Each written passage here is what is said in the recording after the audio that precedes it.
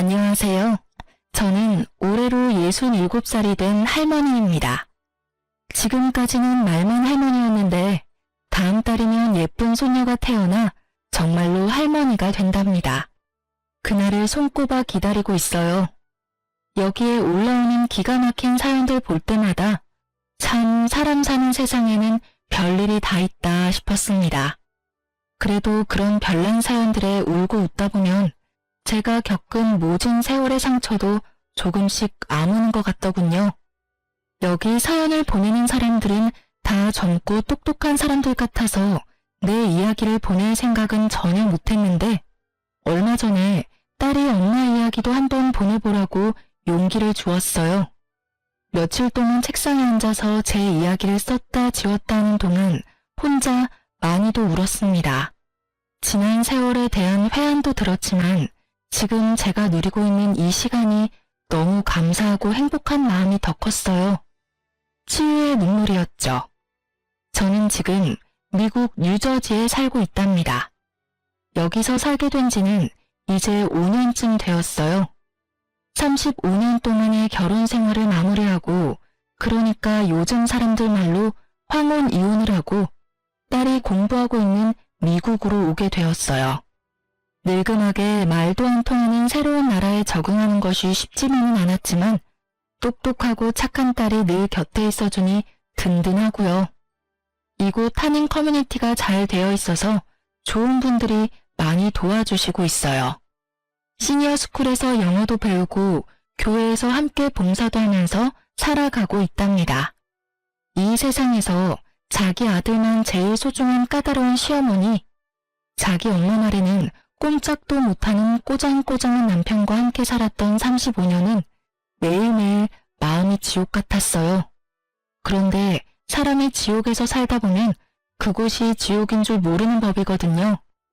그냥 원래 사는 게 그런 것이려니 하고 꾸역꾸역 살아왔죠. 그러다가 용감하게 그 지옥문을 박차고 나오기까지는 정말 우여곡절이 많았답니다. 그 덕분에 지금은 너무나도 멋진 세상에서 홀가분하고 행복하게 살고 있죠. 70년 가까이 살아온 제 인생에서 가장 잘한 일을 꼽으라면 단연 우리 딸을 낳은 일이라고 할 거예요. 그리고 두 번째로 잘한 일을 대라고 하면 저는 주저없이 35년 만에 이혼한 것을 꼽습니다. 이혼한 것이 뭐가 자랑이라고 떠드느냐고 흉보실 분들도 있겠지만 저는 누가 뭐라 해도 이혼한 것이 너무나도 자랑스럽고 기뻐요. 제가 왜 그렇게 생각하는지 여러분 한번 들어봐 주시겠어요? 저의 먼 친척의 소개로 27살에 5살 많은 남편과 결혼했어요. 남편은 초등학교 선생님으로 봉직하다 교장으로 정년 퇴직했어요. 남편은 정근을 다니면서 사택에서 혼자 지낼 때도 있었지만 저는 결혼하고 나서 시댁에 들어가 줄곧 시부모와 함께 살았어요. 시골이긴 했지만 그래도 그 동네에서 유지소리 듣는 집안이었어요. 조상에게 받은 땅이 많아서 다른 집에 붙여준 논밭도 있었고 읍내에 작은 상가도 몇 개 가지고 있었어요. 그래봤자 시골이라 서울 부자들에 비하면 아무것도 아니겠지만 우리 식구들 먹고 사는 데는 충분했어요. 가족들을 먼저 좀 소개해야겠네요. 남편은 그 집안의 귀한 독자였어요. 저희 시아버지도 독자였으니 2대 독자가 되겠네요. 이 집이 워낙 손이 귀한 집안이라고 동네 어른들이 말씀해 주시더라고요. 남편은 저에게도 선생처럼 굴었어요. 저한테 늘 권위적이 없고 사소한 것까지 사사건건 꼬장꼬장하게 잔소리를 해댔어요. 아니 이 사람아, 난닝구를 이렇게 납작하게 동겨놓지 말고 한번 요울에 접어서 돌돌 말아놓으라고 몇 번을 말하나, 응? 이렇게 해놓으면 난닝구 가운데에 주름이 잡힌다니까. 옷 안에다가 있는 속옷인데 주름 조금 치면 어때서 그래요? 서랍이 작아 그렇죠. 납작하게 개야 자리를 덜 차지하니까요. 무슨 여자가 남편 말에 한 번도 알겠어요 하는 법이 없나? 어디서 매번 말대꾸야 말대꾸가. 남편이 그렇게 하라면 네 하고 그냥 그렇게 해. 속옷 하나도 자기가 원하는 방식대로 개어놓으라 하고 계란 후라이 하나를 해와도 노른자가 너무 익어도 안 되고 그렇다고 안 익어도 안 되었어요. 노른자에만 알갱이가 보이는 굵은 소금을 터날 올려야 하는데 소금 알갱이까지 세어보면서 많이 뿌렸네 적게 뿌렸네 잔소리를 하는 사람이었죠. 이런 남편의 꼬장꼬장한 성격은 딱 자기 어머니를 닮았어요. 시어머니는 90세가 다 되어가도록 허리 하나 굽지 않고 머리카락 하늘 흐트러지지 않은 차림을 했어요. 바늘로 찔러도 피 한 방울 안 나올 것 같았죠. 또 옛날 분이어서 어쩔 수 없다고는 하지만 아들에 대한 애착이 어마어마했고 아마 선호 사상도 강했어요. 이것 때문에 저와 제 딸이 겪은 수모는 이루 다 말할 수가 없죠. 제가 시집을 온 이후로 시어머니는 모든 집안일을 저에게 맡기고 본인은 전혀 하지 않았어요. 대신 항상 방문을 활짝 열고 방 안에 앉아서 제가 일하는 것을 매의 눈으로 감시했죠. 끊임없이 잔소리를 퍼부으면서요. 저도 우리 집에서 장녀로 커서 어렸을 때부터 집안일을 해왔기 때문에 집안일이 그렇게 서툴지는 않았어요. 그런데 시어머니는 아주 사소한 일도 자기가 원하는 방식으로 하라고 요구했어요. 그게 훨씬 더디고 불편한 방법이더라도요. 지금 생각해보면 시어머니는 제 모든 게 못마땅했던 것 같아요. 자기 아들이 너무 아까워서 그랬겠죠. 남편은 월급을 받아오면 전부 시어머니를 드렸어요. 그럼 시어머니가 거기서 쌀이나 연탄 같은 큰 살림을 계산하고 장볼 돈만 빠듯하게 저에게 주셨어요. 넉넉히 주는 것도 아니면서 늘 헤프게 쓴다고 야단을 했죠. 남편과 시어머니는 근검절약에는 아주 도같은 사람들이라 휴지 한 장 허투루 쓰는 법이 없었어요. 너 일로 와봐라. 이 휴지 이를 많이 둘둘 말아 쓴 거 이건 네 짓이다. 우리 집에는 이렇게 낭비하고 사치하는 사람이 없다. 똥 싸고는 딱 3칸만 쓰는 거다. 이런 작은 것부터 이리 헤프니까는 자꾸 생활비가 빵꾸 나는 기다. 네네, 어머니 알겠어요. 왜 화장실 쓰레기통까지 들고 나와 그러셔요. 아, 남자스럽게. 우리 딸 키울 때 다들 종이 기저귀 쓰던 시절이었는데요. 저는 종이 기저귀는 한 장도 써보질 못했어요. 그저 손이 부르트도록 천 기저귀를 빨아서 써야 했어요. 아이가 크는 동안 학교에서 쓰는 연필 한 자루도 당신 새끼손가락보다 작아지기 전에는 새 것을 내주지 않았어요. 그렇게까지 어려운 시절도 아니고 그렇게까지 어려운 집도 아니었는데 말이죠. 시아버지가 돌아가신 이후로 집안의 모든 일은 시어머니와 남편 둘이서 결정했어요. 물론 시아버지가 계실 때도 제 의견을 물은 적은 없었지만요. 그 시절을 돌아보니 저는 그냥 그 집에서 밥 해주고 빨래하는 식모였던 것 같네요. 그래도 시아버지는 한 번씩 생각나요. 고마운 마음도 있고요. 시아버지가 돌아가신 지 벌써 20년 가까이 되었지만 요즘도 아버지 기일은 꼭 기억해서 교회 가서 기도합니다. 말씀은 늘 무뚝뚝하게 하셨지만 그래도 그 집에서 유일하게 저를 챙기고 생각해준 사람이에요. 아가, 이거니 홀딱 묶고 치우라. 닭장에서 막 꺼내왔다. 네 어머니 돈칠래 같다. 아, 아버지, 고맙습니다. 잘 먹을게요. 가끔 어머니가 동네 마실 나간 틈을 타 아버지는 닭장에서 계란을 하나 꺼내다 주기도 하고 본인 몫의 곶감을 놔뒀다가 몰래 주시기도 했어요. 물론 고맙다는 제 인사는 듣지도 않고 휙 돌아서 나가버리시곤 했지만 저는 그래도 늘 따뜻한 마음이 느껴졌답니다. 시아버지는 폐암으로 일찍 돌아가셨어요. 담배는 많이 태우셨지만서도 감기 한 번 안 걸릴 정도로 건강하셨는데 어느 날 갑자기 친구분들과 약주를 드시다가 그 자리에서 쓰러지셨어요. 병원으로 옮겼더니 폐암 4기라더군요. 병원에서는 수술해도 좀 어려울 것 같다고 하면서 길어야 3개월을 이야기했어요. 아버지는 수술은 안 하고 싶다면서 대신 병원에서 너무 고통스럽지 않게 갈 수 있게만 도와달라 하셨어요. 그렇게 아버지는 병원에 입원하게 되었는데 시어머니는 자기는 환자 수발 못한다며 병원에 오질 않았어요. 제가 병원에서 먹고 자고 하면서 시아버지의 마지막 수발을 들었죠.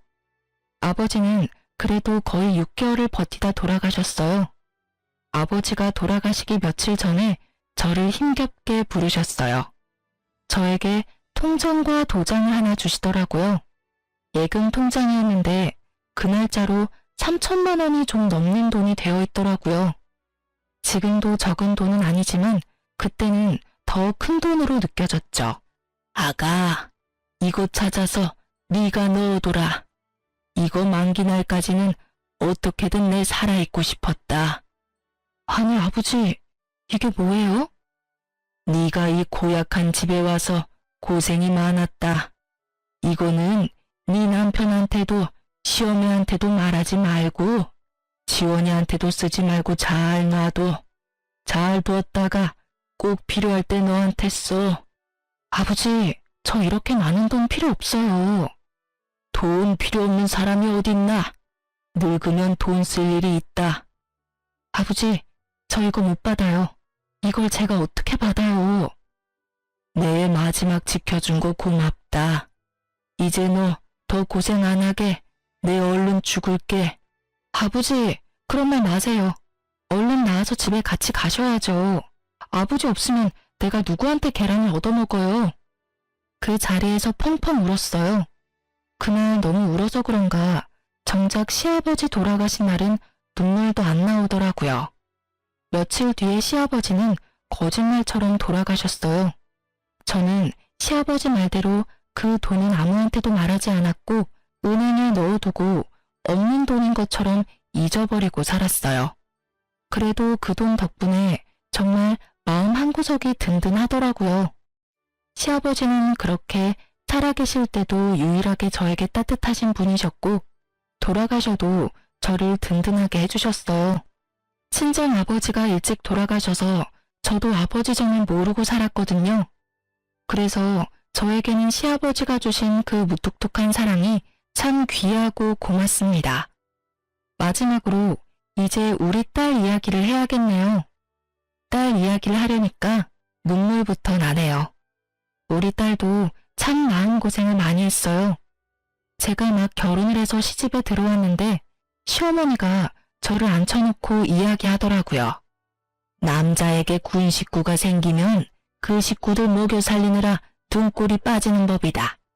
애 주렁주렁 낳아서 우리 귀한 아들 고생시키지 말고 딱 아들 하나만 낳아. 더 낳을 생각일랑 하지 말고. 아들을 낳으면 좋겠지만 만약에 딸이 나오면 어떡해요, 어머니? 저는 정말 궁금해서 물어봤어요. 어떻게 아들만 골라 낳을 수가 있나 싶어서요. 그게 제 마음대로 되는 게 아니잖아요.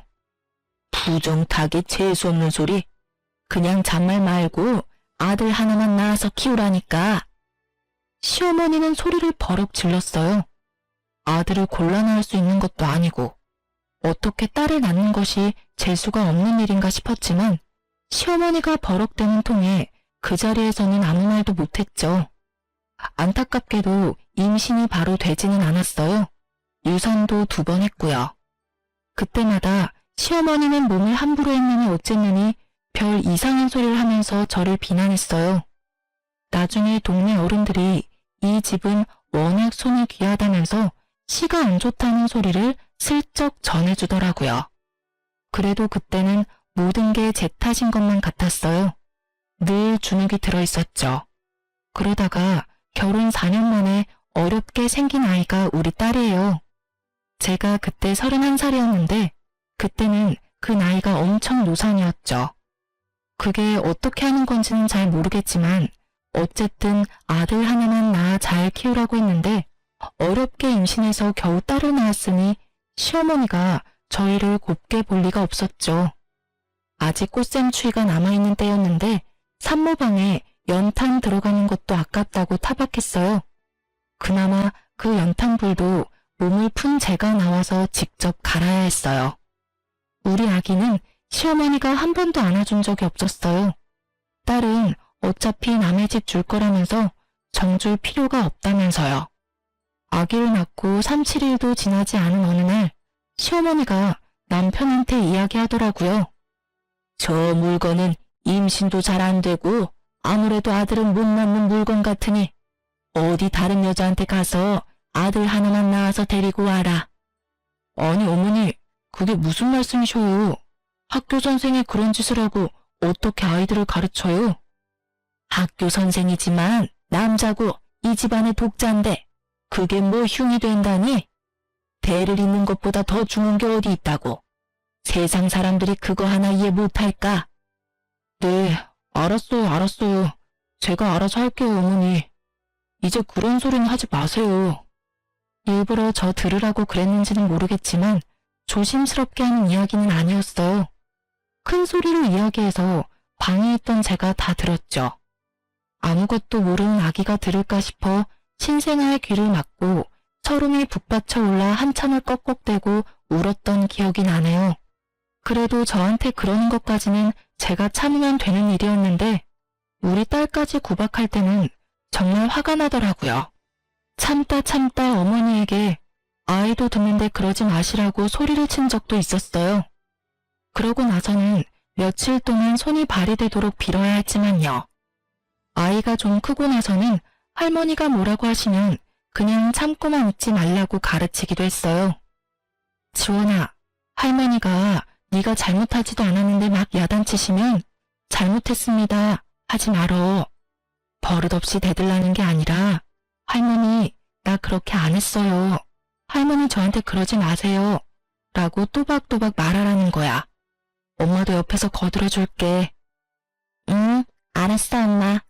할머니는 정말 이상해. 어느 날은 이랬다고 뭐라고 하고 다른 날은 저랬다고 뭐라고 해. 맨날 나한테는 화만 내. 나 할머니 싫어. 할머니가 옛날 사람이라 그래. 옛날 사람들은 아들만 중요하다고 생각해. 그치만 엄마는 네가 딸이라서 너무 좋아. 아들을 10트럭을 갖다 줘봐라. 내 딸하고 바꾸다. 할머니 미워하면 네가 힘들어. 그냥 우리가 할머니를 이해하면서 살자.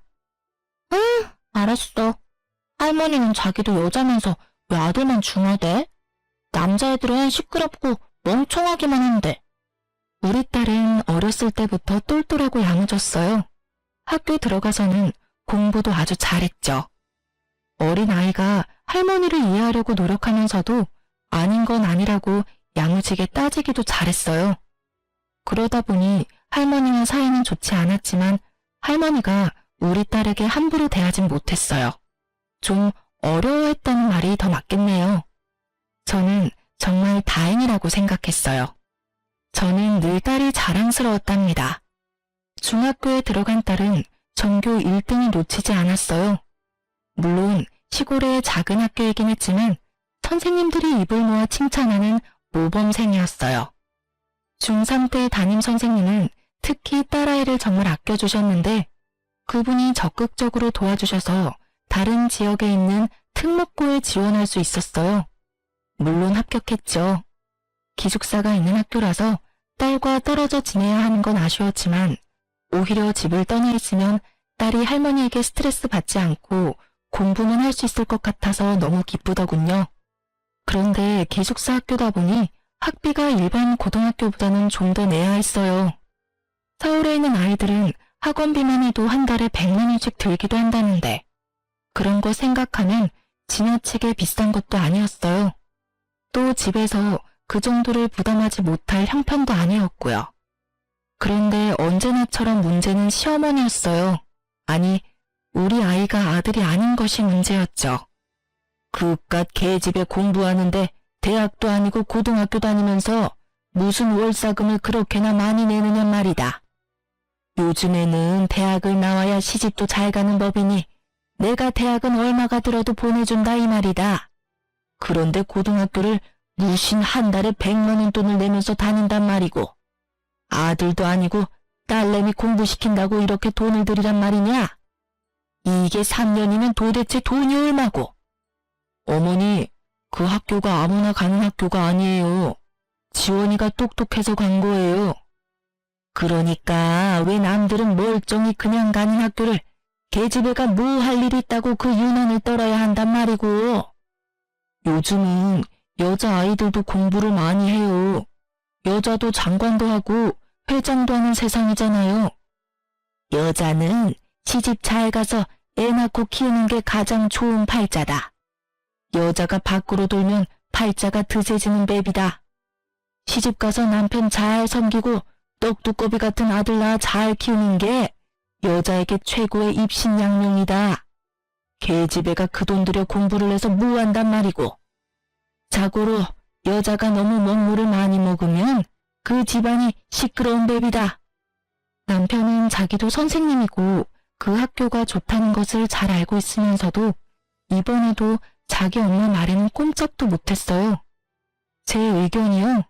당연히 저에게는 묻지도 않았죠.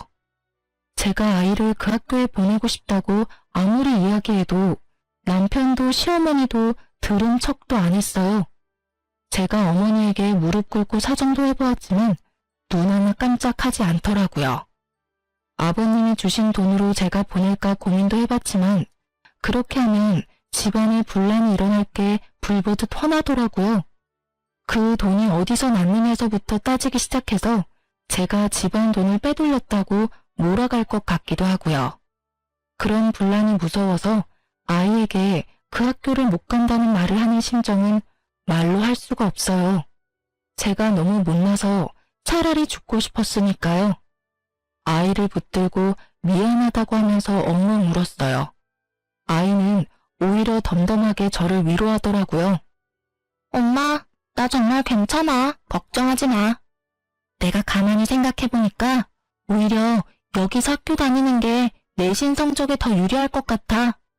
고등학교가 중요한 게 아니라 대학 가는 게 더 중요한 거잖아. 나 그냥 여기서 학교 다닐래. 지원아, 너는 이 집을 꼭 떠나야 해.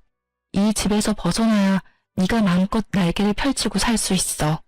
그래, 고등학교는 어쩔 수 없게 되었지만 대학은 꼭 서울에 있는 좋은 대학을 가자. 너 하고 싶은 공부 있으면 멀리 유학도 가. 엄마가 어떻게든 너 하고 싶은 것 하면서 살 수 있게 도와줄게. 응, 엄마, 나 자신 있어. 서울대도 가고 유학도 갈 거야. 나중에 엄마랑 나랑 우리 둘이만 같이 살자. 내가 성공해서 엄마도 여기서 벗어나게 해줄게. 저는 그 일을 계기로 돈을 벌어야겠다고 마음먹었어요. 제가 경제적 능력이 없으면 결국 제 딸을 지켜줄 수가 없겠더라고요. 저는 배운 것도 부족하고 돈을 벌어본 일도 없으니 제가 할 수 있는 일은 한정되어 있었어요.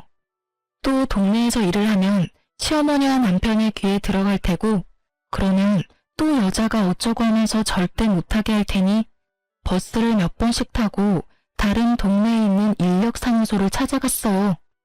집을 많이 비울 수도 없고 시어머니 눈치가 보여서 고정적으로 오래 하는 일은 못했지만 거기서 소개해주는 일은 어떻게든 기회와 핑계를 만들어서 했어요. 서너 시간 남의 집 청소도 하고 아이들 학원차 태워주는 일도 하고 바쁜 식당에서 설거지도 했어요.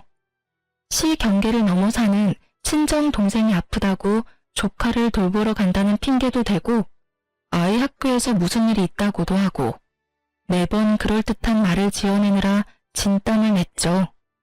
그맘때쯤 어머니는 동네 경로당에서 하루 종일 시간을 보낼 때가 많아서 어머니 없는 틈에 부지런히 일을 다녔어요. 일을 하고 오면 여기저기 안 아픈 데가 없었지만 우리 딸 위해서 돈을 모으는 재미에 힘든 줄도 모르고 열심히 살았어요. 우리 똑똑한 딸은 역시 고등학교에서도 전교 1등을 놓치지 않았고 대한민국 사람 누구나 다 아는 좋은 대학교에 들어갔어요. 대학교에서도 딸은 장학금을 받고 다녔어요. 다행히 제 아버지가 자취할 생활비 정도는 보내주더라고요. 딸에 대한 애정은 있는 사람이었어요. 딸이 공부 잘하는 것을 은근히 자랑스러워하기도 했고요.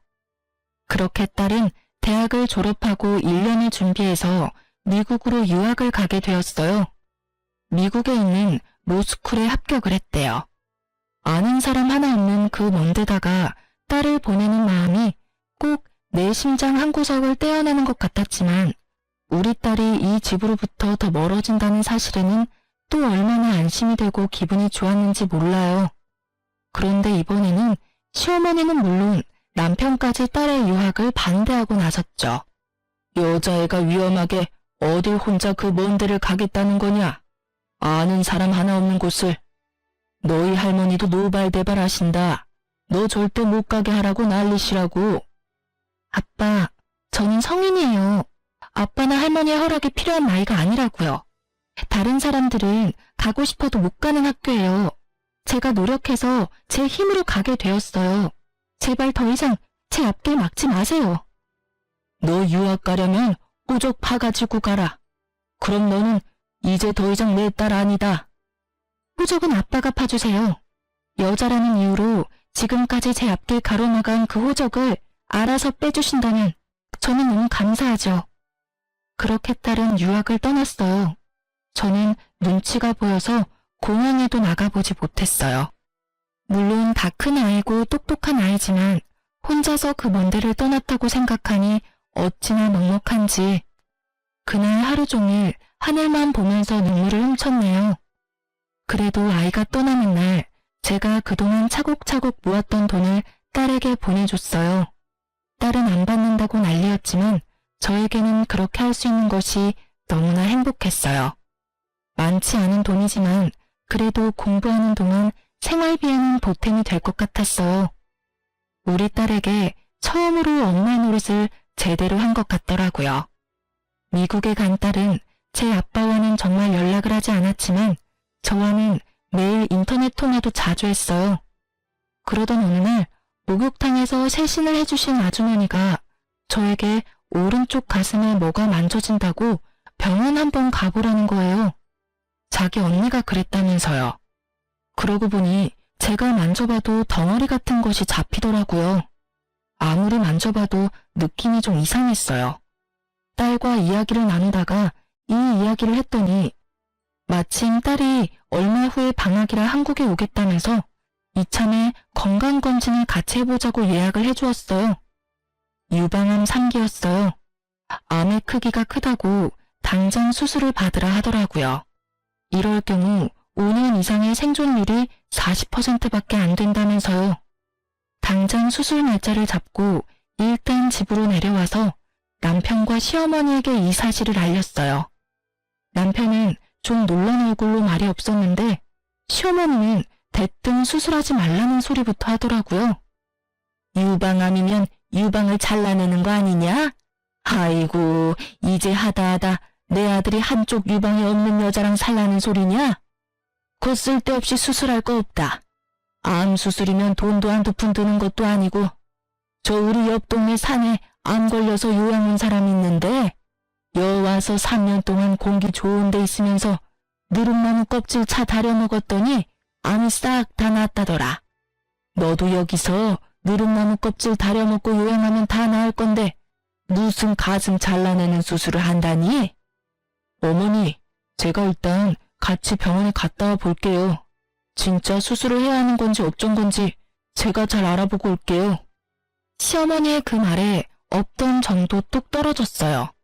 그래도 반평생을 함께 살아오면서 식구들 밥해 먹이고 빨래해준 공이 있는데 고작 하는 소리가 유방 없는 여자랑 사는 아들이 불쌍하니 누룩나무 껍질이나 다려 먹으라뇨. 기가 차서 말도 안 나오더라고요. 입원하는 날 병원에 따라온 남편은 무슨 검사를 왜 하는지 하나하나 따지고 물었어요. 검사하는 데마다 쫓아다니면서 간호사 선생님을 괴롭히더라고요. 제가 걱정되어서 묻는 게 아니라 괜히 쓸데없는 검사를 해서 돈 나가는 건 아닌지를 걱정하는 것 같았어요. 자기 마음대로 병실도 제일 싼 거로 한다고 하고 입원도 하루라도 적게 하게 하려고 억지를 부리기도 하고 수술 후에 수술 부위 고통을 줄여주는 진통제를 돈을 내고 선택할 수 있다고 하니 제가 원래 참는데 도잘하면서 하지 말라 하더라고요. 저한테는 묻지도 않고요. 화가 치밀어 올랐어요. 아무리 천하제일의 짠돌이라지만 평생 자기 집에서 밥하고 빨래하고 자기 수발 시어머니 수발에 시아버지 병수발까지 다 든 내가 아프다는데 쫓아다니면서 계산기를 두드리고 있는 모습이 정말 꼴보기 싫었어요. 할 수만 있다면 종이짝처럼 구겨서 박박 찢어버리고 싶더라고요. 나 돈 있어요. 뭐라고? 내 수술할 돈 있으니 쫓아다니면서 이렇게 계산기 두드리지 않아도 된다고요. 아니, 당신이 돈이 어디서 나? 그리고 그걸 왜 이제 이야기하는 거야? 괜히 머리만 아팠네. 뭐, 돈이 어디서 났는데? 아니, 그보다 얼마나 있는데? 집으로 가세요. 그리고 이제 병원에 오지 마세요. 내 수술도 내가 알아서 하고 죽어도 혼자 죽을랍니다. 그깟 유방암으로 요즘 안 죽어. 당신 죽으면 우리 어머니는 누가 돌봐? 절대 죽으면 안 되지. 그나저나 돈이 얼마나 있는데? 내가 죽으면 자기 어머니를 돌볼 사람이 없다는 말에 저도 우리 시아버지처럼 수술 받지 말고 그냥 죽어버릴까도 잠깐 생각했어요. 더는 그 집에서 살고 싶지가 않더라고요. 내가 이 집에서 떠나려면 죽는 방법밖에 없다고 생각했어요. 그런데 그 말을 듣고 있던 딸이 미친 사람처럼 제 아빠에게 화를 내더라고요. 아빠한테는 지금 엄마가 살아야 하는 이유가 고작 할머니를 돌보기 위해서예요? 세상에, 아빠가 그러고도 사람이에요. 엄마가 지금까지 어떻게 살았는데, 할아버지 병수발도 엄마가 다 했는데, 엄마가 아니라는데 고작 나와서 할머니를 돌보라는 소리를 해요? 아니, 너 왜 소리를 지르고 그러냐? 아빠와 할머니는 사람이 아니에요. 양심도 없고 염치도 없어요. 사람의 탈을 쓴 악마라고요. 엄마 말대로 그냥 집에 가세요. 가서 병원에 다시는 얼씬대지 마세요. 엄마는 내가 돌봐요. 아빠 얼굴 보면 엄마가 더 아플 것 같아요. 병원에 그림자라도 나타나면 나 가만히 있지 않을 거예요. 다시는 오지 마시라고요. 아셨어요? 딸이 그렇게 화를 내는 모습을 보니 정신이 번쩍 들었어요. 그리고 내가 살아야겠다 생각했어요. 수술을 잘 받고 살아나서 이 사람하고 이혼해야겠다고, 이 지긋지긋한 곳을 떠나야겠다고요. 다 큰 딸이 입 바른 소리를 하니 남편은 별 대꾸도 못하고 멍하니 서 있다가 쓴 입맛을 다시면서 돌아갔어요. 딸에게 수술하고 건강해져서 남편과 이혼하겠다고 이야기했어요. 딸은 저를 꼭 끌어안고는 자기가 도와주겠다고 하더라고요. 엄마, 수술 잘 받고 보란듯이 건강해져서 나랑 미국 가서 살자. 내가 성공해서 엄마 그 집에서 데리고 나온다고 했잖아. 내가 아직 성공은 못했지만 내가 최선을 다해서 도와줄게. 엄마, 아무것도 걱정하지 마.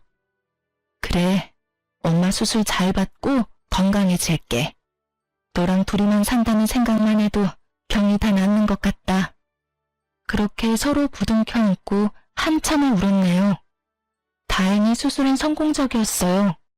암의 크기가 커서 걱정했는데 천만다행으로 전이가 많이 된 상태는 아니었다고 하더라고요. 퇴원은 할 수 있었지만 방사선 치료를 위해 자주 통원을 해야 했고, 치료 기간 동안은 가족들과도 격리되어 있는 것이 좋다는 핑계로 병원 근처에 작은 오피스텔을 얻었어요. 건강해지겠다는 일념으로 열심히 치료에 참여했죠.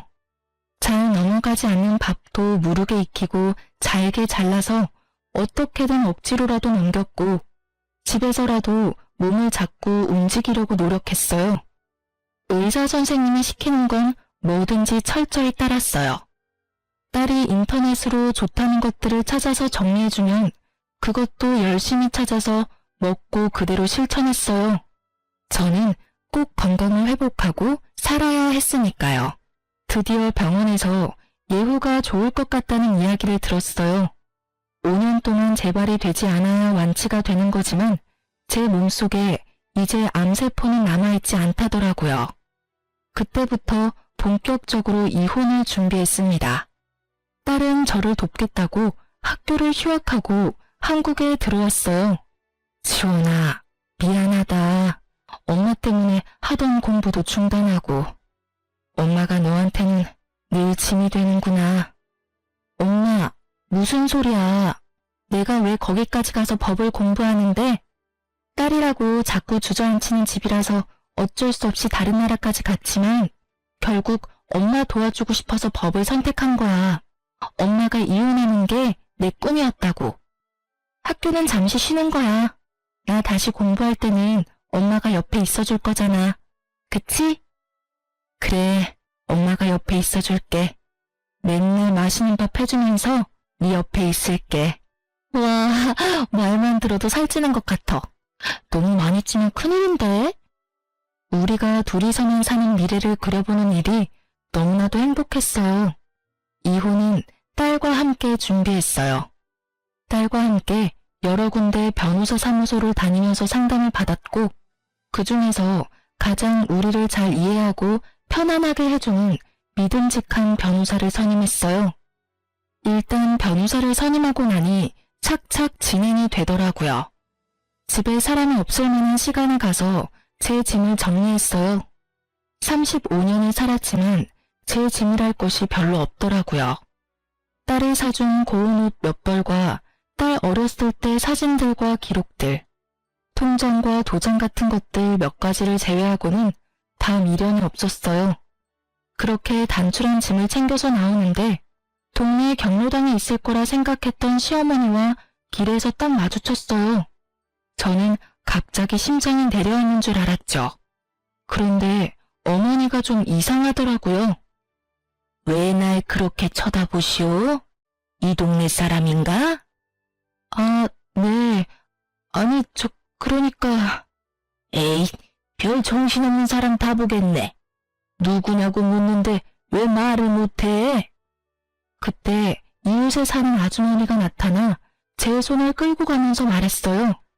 아이고, 우리 집에 온 손님이네. 어르신, 어디 가시는 길이에요? 경로당에 있지 왜 돌아다니셔? 아들이 또 찾느라 고생하겠네.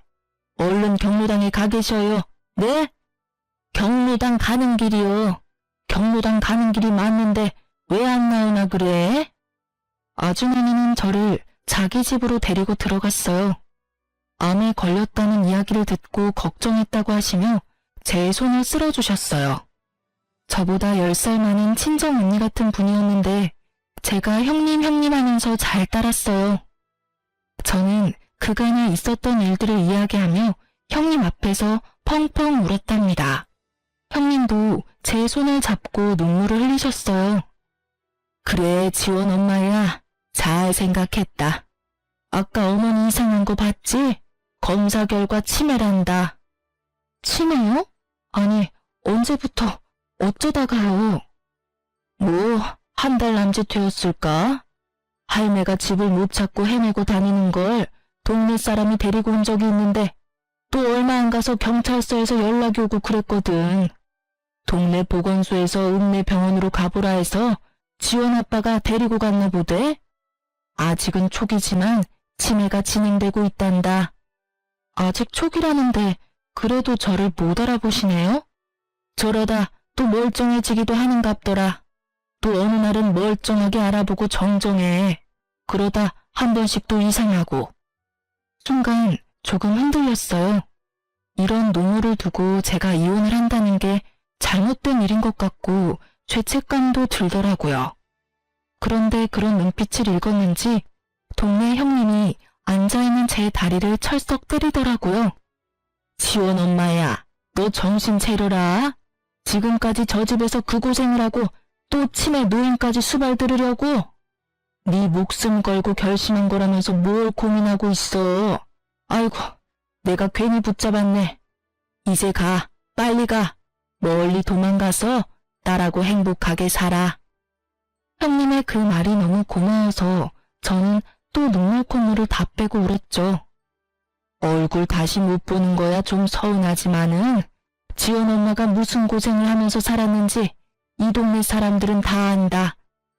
말을 못해서 그렇지 네가 너무 안쓰럽고 아깝다고 다들 마음 아파했다. 그러니까 이제라도 도망가서 잘 살아. 네가 잘 살면 내 마음도 좋다. 형님, 고마워요. 제가 연락할게요. 그동안도 너무너무 고마웠어요. 저는 그 길로 집을 나와서 변호사를 대리인으로 세우고 이혼을 진행했어요. 제 연락처도 바꾸고 서류에는 변호사 연락처만 알려주었죠. 딸도 마찬가지로 연락처를 바꾸었고요. 변호사를 통해 남편이 변호사 사무실로 찾아와서 저를 내놓으라고 난리를 쳐서 경찰이 왔었다는 이야기를 전해 들었어요. 이혼 과정은 말처럼 쉽지만은 않았어요. 시어머니와 남편에게 부당한 대우를 받았던 그 모진 시간들을 다시 떠올리고 서류로 만드는 작업을 하다 보니 매일 눈물이 나고 화가 나기도 하고 우울증에 걸릴 것만 같았죠. 제가 일하면서 모았던 예적금 내용도 증거로 제출하고 시아버지 병수발 드는 동안 무료한 시간을 보내느라 써두었던 병상일지도 아주 귀한 자료가 되었어요. 딸도 할머니와 아빠의 부당한 대우를 구체적으로 증언하고 딸이 어린 시절 썼던 일기장도 증거로 제출했어요. 딸의 중학교 3학년 때 담임선생님은 딸이 특목고에 진학하지 못했던 당시의 상담한 자료를 찾아서 보내주시기도 했어요. 마음은 힘들었지만 한편으로 많은 분들에게 정말 너무 감사한 날들이기도 했답니다. 이런저런 증거들을 근거로 시어머니에게는 위자료를 요구하고 남편에게는 재산의 절반을 분할해달라는 청구를 했어요. 조정도 하고 법원에도 몇 번씩 불려가야 한다는데 저는 그 과정을 고마운 변호사 선생님이 다 대신해 주셨어요. 그래서 남편과는 그 이후로 얼굴 한번 마주치지 않을 수 있었네요. 지나는 시간이 흘러 결국 이혼을 하게 되었고 시어머니는 위자료 1,000만 원을, 남편은 재산의 절반을 분할해 주라는 판결을 받았어요. 남편은 제가 어느 날 갑자기 없어졌고 자신에게 한마디 상의도 없이 이혼을 했다며 법정에서 분통을 터뜨렸다고 하네요. 저희 의뢰인이 말씀하시기를 35년 사는 동안 집안의 대소사에 대해 의뢰인과 한 번도 한마디 상의하신 적이 없다고 하시더군요. 모든 걸 어머니와 남편 두 분이 상의하고 통보했다고요. 저희 의뢰인도 이혼에 대해 따님과 두 분이 상의하고 결정하셨다고 합니다. 그렇게 이혼이 마무리되고 나서 저는 딸을 따라 미국으로 이주했어요. 딸은 학교로 다시 돌아가서 열심히 공부했고 그 어렵다는 변호사 시험에도 합격했어요. 그리고 여기서 태어난 미국계 한국인을 만나 결혼도 하게 되었답니다. 화목한 가정에서 자란 반듯한 사위는 너무 다정한 사람이에요. 서로를 아끼고 사랑하는 둘의 예쁜 모습을 보고 있으면 저는 너무 행복해서 머리가 멍해지기도 해요. 우리 딸은 저와 같은 삶을 살지 않는 것이 너무나도 다행스럽고 자랑스러워요. 저는 여기서 참 좋은 분들을 만났어요. 황혼 이혼을 하고 딸과 함께 왔다는 이야기에 모두가 쿨! 이러면서 엄지손가락을 들어줘요.